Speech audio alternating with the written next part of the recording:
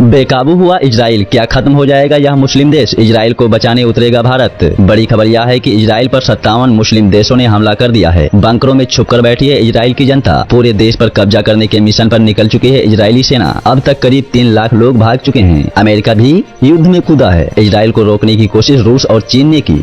भारत ने भी समझाने की कोशिश की, लेकिन इजराइल किसी कीमत पर पीछे हटने के लिए तैयार नहीं है। खुफिया रिपोर्ट का दावा है कि इजराइल अगले कुछ घंटों में इस मुस्लिम देश को पूरी तरह से नक्शे से मिटा सकता है। तुर्की, पाकिस्तान और कतर ये वो देश हैं जो लगातार इजराइल के खिलाफ बोल रहे हैं और भारत के भी दुश्मन माने जाते हैं। लेकिन जब इजराइल ने कतर पर हमला किया तो मुस्लिम देशों को झटका लगा।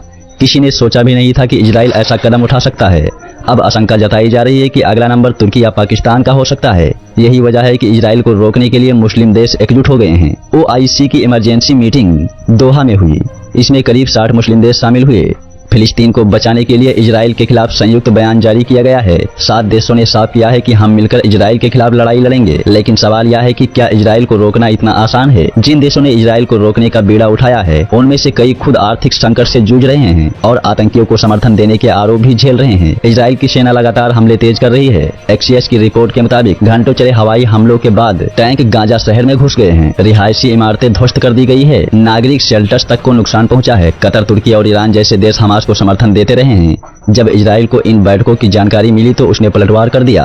अब बड़ा सवाल भारत को लेकर है। क्या भारत खुलकर इजराइल का साथ देगा? अगर भारत इजराइल के पक्ष में खड़ा होता है तो मुस्लिम देशों का दुश्मन बन सकता है।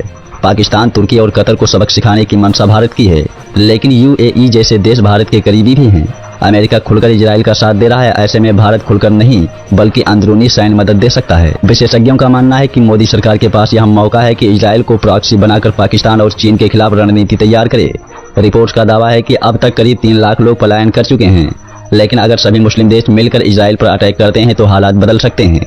सबसे बड़ा सवाल यही है, क्या भारत इस बार खुलकर इजराइल का साथ देगा या फिर कूटनीति के जरिए संतुलन बनाएगा? आपकी राय क्या है? कमेंट बॉक्स में जरूर दीजिए।